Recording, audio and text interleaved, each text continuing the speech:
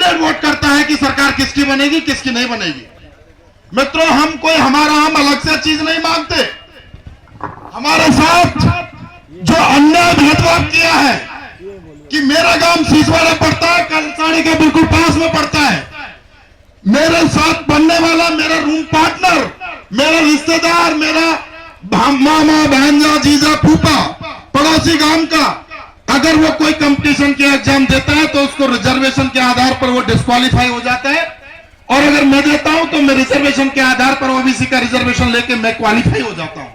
ये भेदभाव, ये विसंगति की हम बात करना चाह रहे हैं। पूरे राजस्थान के जाटों को आरक्षण है, लेकिन हमको आरक्षण नहीं दिया गया। और क्यों नहीं दिया गया? ये 5-6 वर्षों से भाई नेम सिंह फौजदार जी इस बात को मुहिम को चला रहे हैं, और ये केवल नेम सिंह फौजदार जी अपने बच्चे के लिए नहीं कर रहे। ये नेम सिंह फौजदार जी केवल अपनी बच्ची के लिए आरक्षण की बात नहीं कर रहे।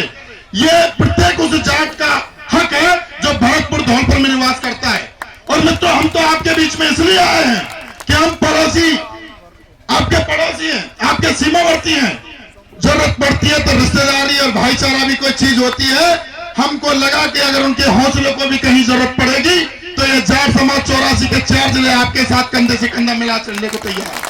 और जरूरत पड़ेगी तो हम कह रहे हैं, हम आपको वचन देकर जा रहे हैं। ये पांडाल आपका तो इतना छोटा पड़ जाएगा साहब कि रेल पे पटरियों पर हजारों नौजवान 84 का आ जाएगा।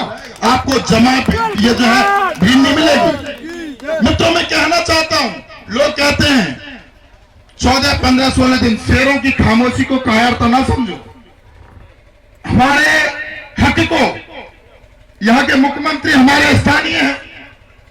हम सबका कोर वोटर बीजेपी को रहता है, हम सत्ता बनाते हैं, और जो है चाहे प्रधानमंत्री हो चाहे मुख्यमंत्री हो।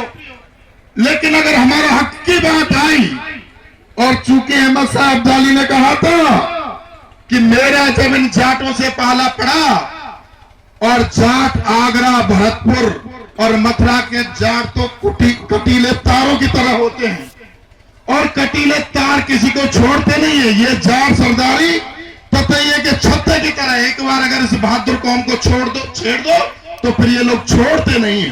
मित्रों, हमारे धैर्य की परीक्षा ना लें। हमको जरूरत पड़ेगी तो हम हर मोड़ पर, हम हर स्थिति में हम सामना करने को तैयार हैं। लेकिन हम तो उनके इंतजार कर रहे हैं, उनके देख रहे हैं कि वो अगर सीधी उंगली से घी नहीं निकला तो फिर टेढ़ी उंगली तो करनी पड़ेगी आप सबको। और ये अभी भाई सतवीर जी कह रहे थे, क्योंकि क्रांति करने के लिए बलिदान बहुत आवश्यक होता है, और बलिदान बहुत कम लोग देते हैं।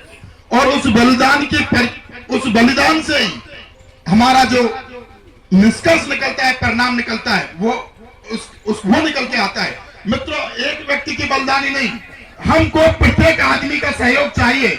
और ये भरतपुर धौलपुर की ये मेरी मातृशक्ति बैठी है, अगर इन्होंने सोच लिया और हम सबने साथ दिया तो यहाँ कम से कम हजारों लाखों की संख्या में होनी चाहिए।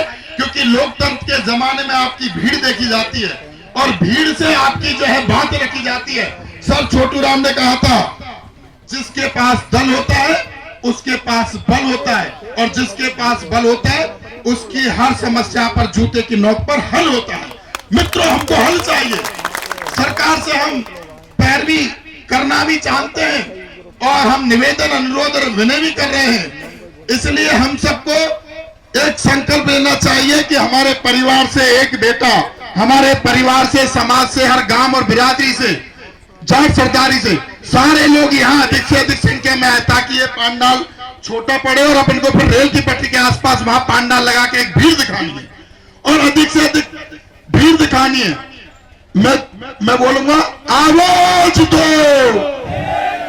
आवाज दो।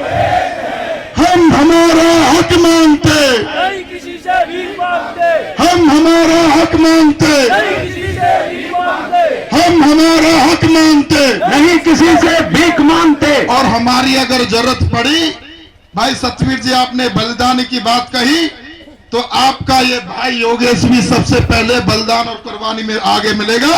आप कह देना, और हजारों की संख्या में साथ लेके मिलेंगे। जय हिंद, जय भारत। बहुत बहुत धन्यवाद भाई योगेश जी, पीछे। बहुत बहुत धन्यवाद योगेश जी, जो 84 हिंडोन की युवा जाट सरदारी के अध्यक्ष हैं। और आपने आश्वासन दिया कि इस आरक्षण में अगर कहीं भी आपको जहां भी जरूरत पड़े वो हमारी 84 को आप याद करना। जैसा कि हमारे बड़े भाई नेम सिंह फौजदार जी ने भी बताया था कि हलेना में अब से पहले जब जाट पंचायत हुई थी तो उसमें भरतपुर से ज्यादा 84 की सरदारी दिखी थी। एक बार जोरदार सभी ताली बजा करके इनका स्वागत करेंगे। अब मैं हमारे बीच में हमारे इस लड़ाई में जर्नल की भूमिका निभा